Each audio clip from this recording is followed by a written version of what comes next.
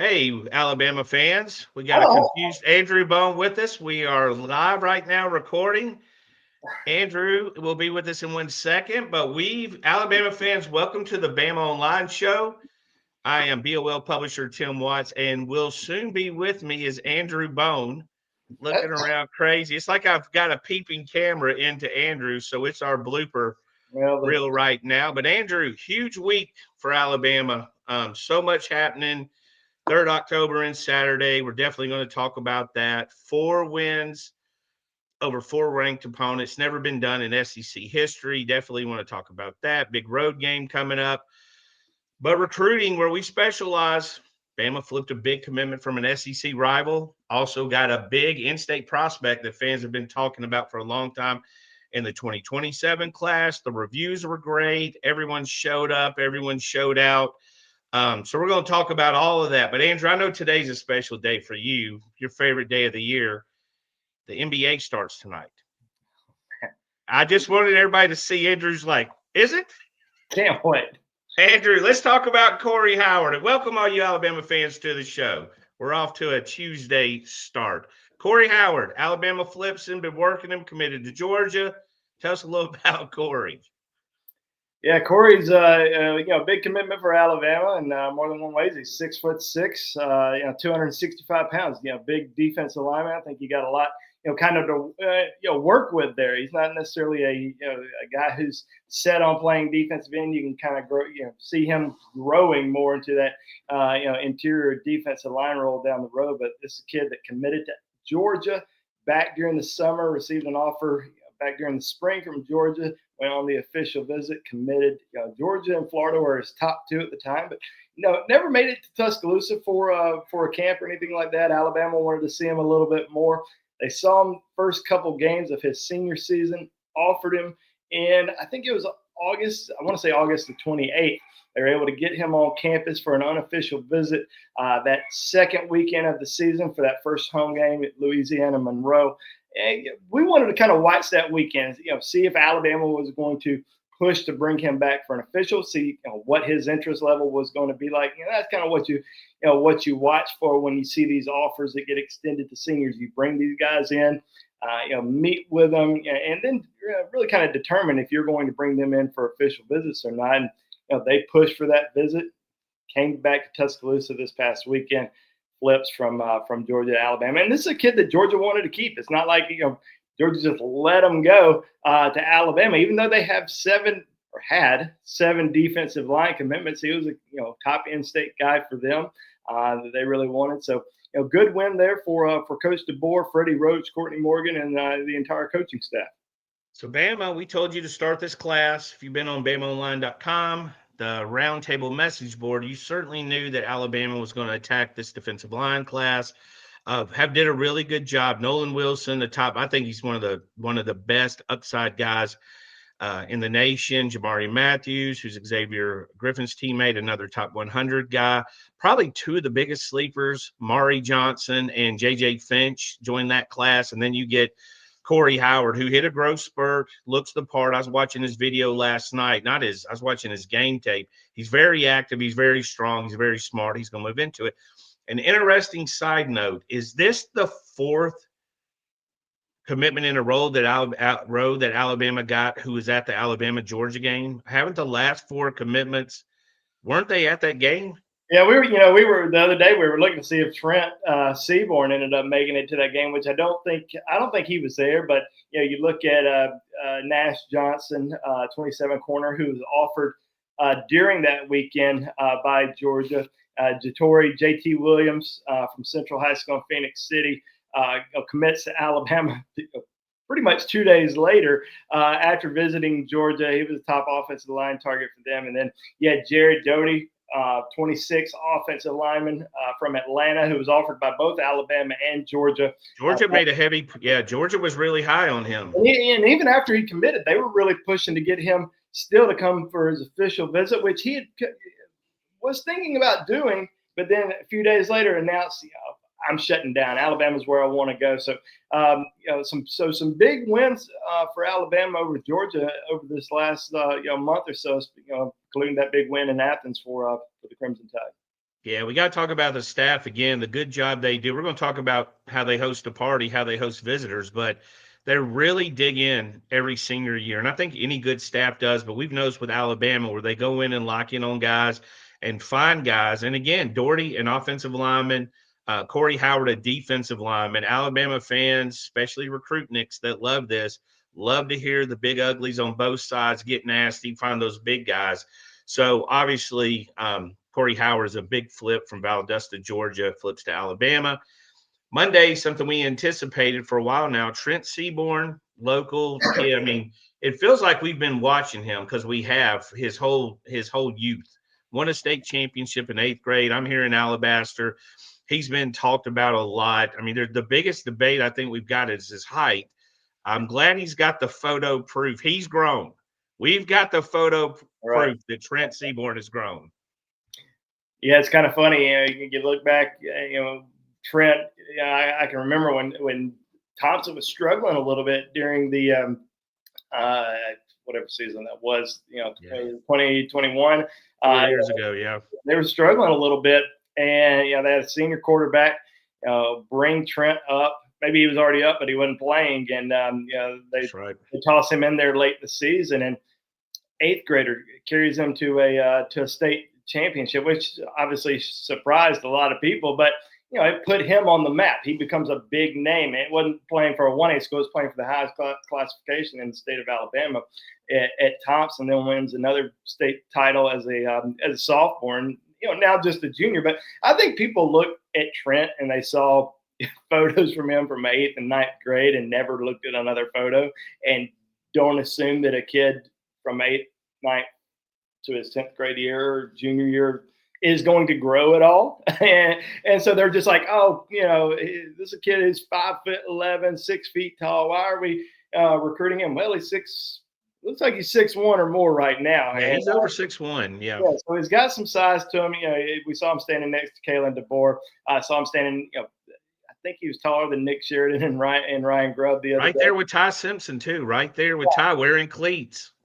And still just a junior in high school. So, obviously this is a kid that grew up loving Alabama. We saw a video that got posted on social media today, when he was just a little, toddler, wearing Alabama gear, going to Tuscaloosa so many times throughout the years. And, it wasn't really a big surprise once he committed. But, this is a kid that was offered by Nick Saban a few years ago, and how Coach Saban and that staff did it back then. They offered players, but it was, they were told, like, you've got an offer, but it's not committable. You've got to develop. We're going to watch you over the course of the next year or two, and you've got to live up to these expectations. We heard that from Coach Simpson, Ty Simpson's father, when Alabama first offered Ty a few years ago, said the exact same thing.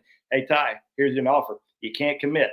Let's watch it. That's what Nick Saban did. And then, it was about a year later, a year and a half later, Coach DeBoer, that staff evaluated him, watched him. He came to the 7-on-7 camp at Alabama during mid-June, led Thompson, I want to say it was third straight 7-on-7 championship at University of Alabama. And after that camp, Coach Sheridan, Coach DeBoer, and Ryan Grubb offered him a scholarship. And that was the first in-state offer at the quarterback position since Kalen DeBoer and that staff has arrived in Tuscaloosa. So I thought that was a big deal. And a lot of debate between him and Gunnar Rivers as who the top quarterback is in the state of Alabama. But not for Alabama. That was obvious because they had one offer and then they had one with no offer. So.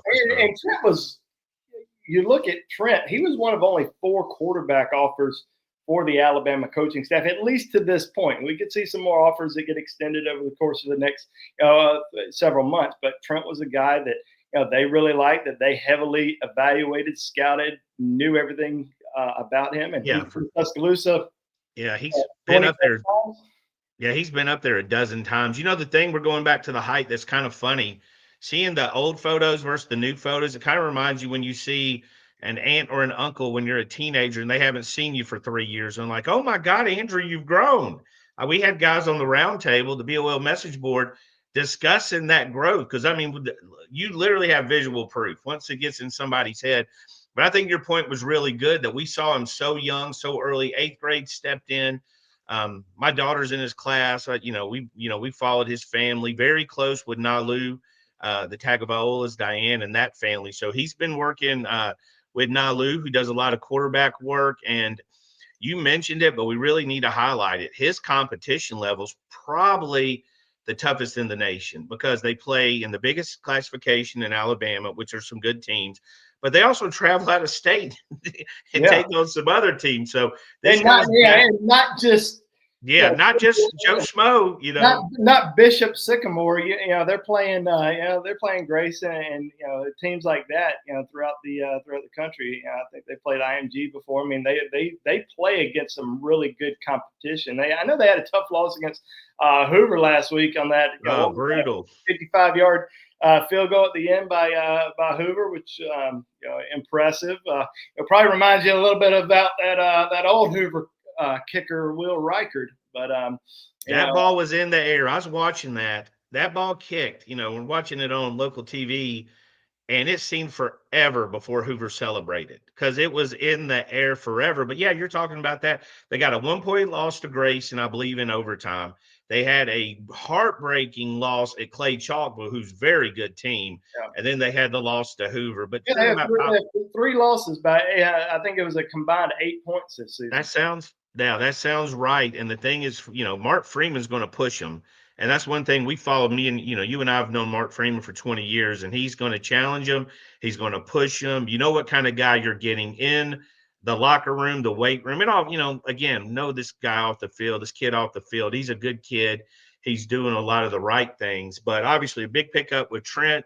And, we really didn't get a break to enjoy it too much. Well, we did, but just hours later, we have Steve Wiltfong and, our intel putting Elijah Haven as Bama's in a good position. He's the number one quarterback in the nation, the composite. I mean, this was on the heels of us doing Trent's prediction on Sunday. Now, there's still some recruiting to be done. He's going to commit January 1st, 2026. So there's recruiting to be done. But, Andrew, before we get into that, let me read our Brunt Workwear commercial. And I already know what you forgot, but it's okay. You look so guilty. You look like my kids when they ate my candy. All right, listen, whether you're out on the job site or cheering on your team this weekend, comfort matters. And that's why I've got to shout out Brunt Workwear. These new Bruntwear boots, and me and Andrew have tried them on. They're extremely comfortable. They look great. You can wear them with anything. I just try not to leave the house too often, and I try to avoid work. But these things are great. My son's been wearing them. He loves them. He swears by them. You know how football players need reliable gear that performs every play? Same deal on the job. The folks at Brunt build these for real workers, mechanics, construction workers. The founder, Eric Gerard, started Brunt because the blue-collar buddies were fed up with big brands that stopped listening. So he built something better. Brunt was tired of the workwear brands wearing out, so he built his own. They were cutting corners. With these, you work too hard to be stuck in uncomfortable boots, which we both can agree with. They built something better. Boots that are insanely comfortable and built for any job site. For a limited time, our listeners and viewers can get $10 off Brunt when you use the code BOL at checkout. Just head to Brunt, BRUNT, workwear.com. Use the code BOL, and you're good to go. And after you order, they'll ask you where you heard about Brunt. Do us a favor and tell them you heard it on the BamaOnLine Watson Bone Show. And best of luck to you guys. Andrew, let's talk about Haven. Quite the adventurous Monday, quite the adventurous weekend. Let's talk a little bit about the nation's number one composite quarterback. Yeah, Elijah Haven from Baton Rouge, of all places. He was back in Tuscaloosa this past weekend for the the Tennessee game, and this was his second trip to Alabama. He visited back during the summer. I think I'm pretty positive it was that last week before the dead period. And Alabama extended him an offer that week, and they kept in regular contact with him. And he had previously said before the trip that Alabama was in that top 3 or 4. Florida was very high on the list. They've fallen off now with Billy Napier being fired. LSU's up there, also Georgia, but he had a great trip to Alabama. Spent a lot of time with the coaching staff, and he's going to be back for the LSU game. And there's a couple of stories that are out there, a couple of intel pieces, but also an interview with his father, saying that Alabama's at the top of the list. And this wasn't an interview before Trent Seabour committed to Alabama, at least publicly. Trent committed to Alabama during the weekend visit, and Alabama actually told the Havens during that visit that Seabour was committed, and then they did an interview afterwards and said that Alabama was leading. And we know that Alabama has 2 quarterbacks in the 26 class, but we expect Alabama will likely sign 2 quarterbacks in the 27 class as well, as long as they're guys that they want. And Haven's a guy that they really like a lot. He's going to come back in a few weeks, and as of right now, he's got a commitment date set for January the 1st. Does that potentially change?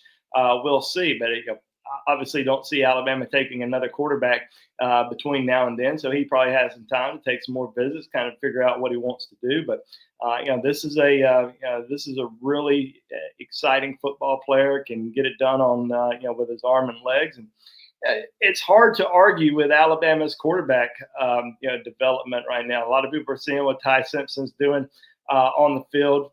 They look back and see what Kalen DeBoer and Ryan Grubb have done. With Michael Penix being a first-round draft pick 2 years ago. Jalen was a third-round draft pick this past year. Ty's Heisman front runner right now. So there's a lot of there's a lot of interest from quarterbacks. And they had a couple of, Jet Tamala was also on campus this past weekend. So if you're a quarterback in the country right now, a lot of eyes are on Alabama. I think the one thing that really helps Alabama recruiting here is that Nick Sheridan does a really good job with boots on the ground, being at places. I mean, he goes out and scouts. He saw Gunnar Rivers. He was there the night that Robert Gillespie saw Xavier Kroll when those teams matched up in an epic game. Kroll went completely gonzo, 300-plus yards. We know how thorough they are with their evaluation process. We saw it with Keelan Russell. They went through the process, saw 4 or 5 guys, narrowed in. Now, when they know it's their guy, they move on him, and that's kind of what you saw with Trent. You knew, I think Kalen DeBoer, that staff, doesn't really want to offer in-state guys that they're not going to take. I think they value that kind of stuff, so you know what Trent did. Haven's a different animal simply because he's been ranked so high so long. A couple of the rankings have him number 1 in the country. I think he's a top 5 or 8 for on 3, but a lot of stuff left. But as you noted, 2 quarterbacks committed in the 2026 class, Jet Tamala, sky high on him, and Taden Kawa, who's putting up big numbers. So if you can stack these guys and you get the right guys in the right room, and Ty's shown them you can be a little patient, right? And things can work out for you. I think that's going to help them all the way down the road. And I'll say this: I talked to Jet Tamala last night, and he was talking about Trent a little bit. He said that he knew that Trent was committed. Spent some time with him, got a chance to get to know him a little bit. Said he's excited about him. He was excited to get him on board. Said that he wants more competition in that room here in the future. He talked about if you're quarterback, why not Alabama right now? So he was excited to get Trent in the recruiting class. So that's something that you like to see. You got a top quarterback from coming in from Nebraska, middle of the country that you kind of look at. Oh, they've got a kid coming up in state in the next class. But, it didn't bother him one bit. He was excited. He even talked about Hayden. He said that he didn't get a chance to really get to talk to him, knew that Alabama was recruiting him. He said, hey, I hope he comes too, because that is, makes the room even better. So you like hearing that from, your top quarterback commitment in the 26th class. So one guy that's kind of jumped out to us is Jaser Rogers. Alabama offered the Penn State commitment from Delaware. I could not think of a guy that Nick Saban signed from Delaware. Now, I might be missing somebody because at one point, parents play that game where they drive on the interstate and they count trying to get all 50 states. I felt like Nick Saban was trying to sign a player from all 50 states at some point. But even Nick Saban did dip into Delaware, and this guy can fly. He could fly anywhere, but in Delaware, he really looks like he can fly, and he's scheduled to come in on an unofficial official visit in November. Is it the 18th LSU game? LSU 8, yep. Yeah, 17th. Yeah, so they extended the offer last week. Kind of happened right after James Franklin was fired by Penn State. A kid that has been really solid with Penn State since last summer, 2024. It sort of reminded me of the situation of Latsier Brooks. Didn't really go to any camps. Went to one camp last year. Latsier did, Alabama. Didn't go anywhere else. Shut things. Didn't really shut things down. Did not commit or anything like that. Planning to commit. Waited. Then obviously the coaching changed, but ends up committing to Alabama. But nobody else really knew about it. So he kind of was kept under the radar, never really got ranked high or anything like that. But then, this kind of the same situation with Jaser. He ends up committing early to Penn State, didn't go to any other camps. Had a good year. And he's in Delaware too, so not a lot of people are going out, really seeing him as much. And he's considered himself a solid commitment to Penn State. Didn't want to take any other visits. Said that things were shut down, and didn't really talk to anybody else. But then James Franklin's fired. We start seeing a lot of schools extend him an offer, including Oklahoma, Nebraska, and those are some other schools that he has official visits set to. He came out, it was kind of interesting because he came out and posted on social media that he was reopening his recruitment after the news of James Franklin. So how does that read? That reads as he is no longer committed to Penn State. So talking to Penn State guys, he is still committed to Penn State. He just meant it as, I'm going to keep my options open. Probably, better phrase. Yeah, he's down. If you're taking visits, if you have no head coach, you might. I mean, obviously, a lot's going to depend. There's a lot of schools up in the air. Florida commits. Who do they get? Who they don't. But I will say one thing, and I was talking about this yesterday with the national guy. NIL did change a lot of this because you had guys like KJ Ford. He committed to Florida, had the best NIL offer. If they've still got the best NIL offer, you got guys that you hold on to that were making a business decision. But Shep does a great job. We've seen him turn over 1,000,000 stones and already offering 2027 guys. And it's not surprising because he likes tall guys, he likes athletic, and he likes speed, any combination of that. And this dude, he has it in spades. But Andrew, overall, let's just talk about the how the week, the vibe we got from this. I mean, we've known since they've got here. We're going to say it every week if we can. They know how to host visitors. They know how to put a party together. These guys have a great time. The feedback was extraordinary. Now, the Alabama fans, 10 out of 10 at that game. Crazy. Bama staff, 10 out of 10. Everything went just terrific, but not very surprising. But it does help when you get a win with several huge plays. Yeah, and obviously, talking to recruits after the weekend, especially the official visitors, they were just blown away by the atmosphere. Just how loud it was, especially on the Xavier Brown interception. Oh. Something about Xavier Brown people may not realize is when he returned the interception, the end zone that he scored the touchdown in, that's the end zone that recruits are sitting in. So all the recruits are watching him.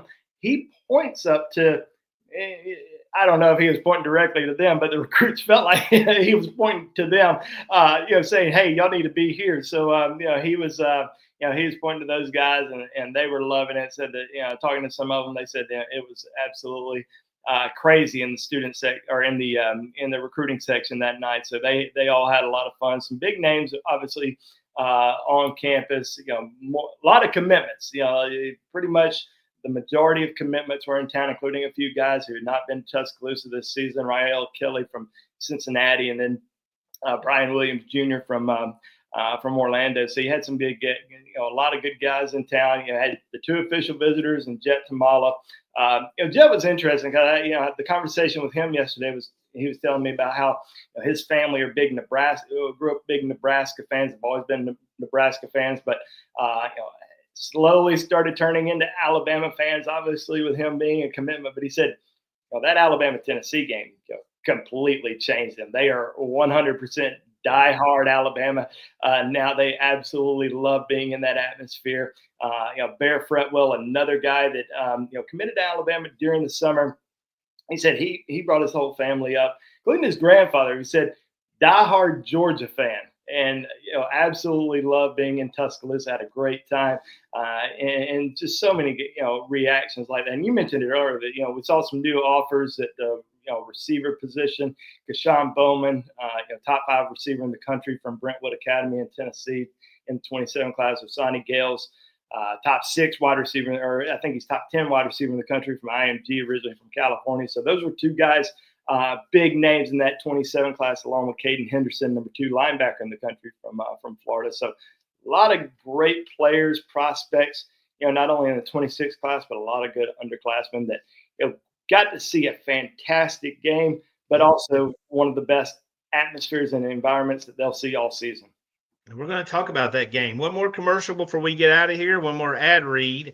It's the Game Time app. That's an app where you can get, college football season is finally back, and there's nothing like it. The tailgates, the sound of the band, walking into Bryant-Denny and seeing that sea of crimson, being in the stands is one of the best feelings in the world. But let's be honest, getting tickets is a little bit different. Can be frustrating. You get stuck in lines, clicking through multiple screens. The Game Time app keeps it much simpler. They change everything. It's the app that gives fans the advantage. It's the fastest, easiest way to grab tickets. A couple of taps and you're in. The seats are 100% guaranteed. And again, me and Andrew's favorite part, all fees are up front. So you're not going to get to that checkout and you're not going to look up and have an extra $38 fee you weren't aware of. I don't know why it's so expensive to handle a ticket, but I don't appreciate it. We just pulled it up the other day. College football, all you got to do is pull it up, download the app. That's as simple as it gets. Create an account if you don't have one, and use the code ON3 for $20 off your first purchase. Terms do apply, but that's code ON3 for $20 off. Go to your phone, download the Game Time app, create an account if you don't have one. And next thing you know, you're in Bryant-Denny, you're in the NBA state, arena like Andrew will be tonight. And you can go to basically any venue. You can go to Fish concert. The NBA season's back. Yeah, we're back, baby. Who won the NBA finals last year? Oh my gosh. Was it the Pelicans? Hell no. What are you talking about? Are you drunk? You drunk this morning? Honestly, OKC Thunder. OKC Thunder. You knew that. Okay. You knew that. Man, Kevin Durant, those guys. No, they didn't even make the playoffs. Durant doesn't play for OKC? No. Hey, that was like 20. Russell Westbrook. You were in high school when that was happening. All right, let's go to the game, Andrew. We got a few minutes before we get out of here. And again, we appreciate you guys and gals' time. We know you can consume content anyways. Our goal here is to have fun, kid around with each other. We're 2 good friends. Well, I'm Andrew's best friend. He's on the top 20 list. And we appreciate y'all watching. You can check us out on the BamaOnLine.com website, $1 for the first week, the roundtable. Me and Andrew have a lot of good conversations there. Andrew's going to give you a better sales pitch at the end. But Andrew, 3rd October, give me some brief thoughts. How excited? It doesn't really change. Beating Tennessee, winning that 3rd October. But this one felt even better because of the changes from last year. The way that game went last year was a very sour taste in an Alabama fan's mouth. This one felt totally different to me. I mean, it did. I mean, we've seen a few revenge games this season already. The Vanderbilt game, now the Tennessee game. Felt like going into it that Alabama was going to win. Felt like there was probably going to be some more points scored. Especially by the offense. I was surprised that they, only scored 28. Obviously, the defense scored 9, but it felt like the offense kind of sputtered a little bit at times. They had 4 drives where it really didn't get much. Then another one where Ty had a fumble. So, I felt like they could have, looked a lot better. And I think, Kalen DeBoer said it the other day, Alabama hasn't played its best football yet. I totally believe that because, I haven't seen really a complete game. But they're still winning every single week since that Florida State loss. So, you have to be, happy about that. There's still a lot of things that you can clean up, on the offensive line, the defense side of the ball, but they are still getting it done. And we're going to, everybody's going to nitpick, things that they don't like. But at the end of the day, you win the game, you get out of there, you beat Tennessee, you have some big plays, some big momentum. There were some plays in the game where, it could have turned the other way. It could have easily changed. Yeah, every game, yeah. But obviously the ball fell in the right hands for Alabama this week. And, man, Yanze Pierre, and he is just he has really come on. I was not expecting the type of impact that he has really made. We knew that he could do it because we watched him coming out of high school. And I remember coming out of high school, I had a coach tell me that was on Alabama staff. He said he had the best performance coming off the edge of anybody Alabama had seen since Will Anderson Jr. And it took him a little bit of time to kind of, and I don't know if I would say he's at Will's stage just yet, but seeing that lightning quick explosion off the ball, him being able to disrupt the pass rusher, it's been really exciting to see what he's been able to do. And then obviously, you can't go without saying enough about Xavier Brown's performance because he's been playing lights out, this entire season. And he had a fantastic game on Saturday, including that interception. That play was really nice. You go back and watch it. You see Deontay get pressure on the outside. That's why the throw's inside. You also have Pierre, who he's kind of got to get the ball over. So with that time, there was some pressure there. It wasn't just a bad mistake. And I know I saw a lot of Tennessee fans who didn't like the call. That wasn't a bad call. It was really good defense. Xavier eyes up on that quarterback. We had a good debate last week where fans said they didn't like him doing that. Well, he could have bit easily. Dijon Lee did the same thing the week before, jumped a route and read the quarterback's eyes and went straight to it. But this play was affected by Lawson getting pressure, getting a hand up, having to throw inside because he was on his outside right shoulder, and then Pierre being there. So that was a big thing. But then Xavier, and I'll tell you what you got to appreciate is he probably got a little bit tired. I mean, he did the stutter step, and then he had to do the high step through the tackle. But getting in the end zone, that was the thing that was amazing. And then you had Alabama going the 99-yard touchdown drive. We're not going to not talk about Ryan Williams. I mean, this guy, the catches he made, those are not easy. No. He's catching them over the shoulder. We had one of our posters, Magnolia, Bama, said reminds him of Lynn Swann. It's not a bad comparison. We know he's had some drops, but you know what? He had 2 or 3 catches that easily could have been a drop that we said, hey, that's a tough catch. But he caught him. He was tough. He played big. And I wanted Jeremy Bernard. You get those guys you like. The thing with Jeremy that's amazing, when they run the reverse, what did he do on the trick play? How did he not lose 13 yards and ended up getting a first? He runs so smooth. He turns into a running back, but a leader – exemplifies, and Ty Simpson has really just, grown before our eyes. We knew he had talent. He made sick throws. We posted him on the round table, but also his leadership ability has really, because everybody thought he was pretty quiet. He is kind of quiet, but he's just absolutely stepped up and said, this is my team. Let's go. Yeah, Kalen DeBoer is just way too quiet, Oh, yeah, forgot about that. I thought a lot of the criticism about Ryan this season, about the drops and stuff like that, obviously it was warranted to some degree because, he did need to focus a little bit more on catching the ball, but anybody who felt like he wasn't one of the top players in the country still doesn't know football. So it was really good to see, those incredible catches because we've seen them before. It's not like he hasn't made those catches before. He's made them plenty of times, and he showed out in such a big game because, we remember last year in Knoxville how frustrated he was because of the times that he was wide open and some of the balls would sail over his head. He could have had a much bigger game last season than what had happened. And then this year, even though he didn't find the end zone, he still led the team in receiving yards and had some just incredible catches throughout the night. So really good to see that. And you mentioned Jeremy Bernard. He's just so. We talk about complimentary players. I don't think these are complimentary players to your, number one option. You have multiple number one options in your passing attack this year. So, really impressed with what Jerm's brought to the team. Daniel Hill, that was awesome to see him, really kind of carry the load in the fourth quarter. And Ryan Grubb mentioned him yesterday. A guy that's kind of becoming healthier. We're going to start seeing him more in the offense, and having a 240-pound guy that can move like that and be in your offensive system and game plan week in and week out in addition to the guys that you have, is going to bring more value to your offense. Yeah, and before we move on, I want to talk about Jam Miller. I mean, people are kind of like Jam looked tentative.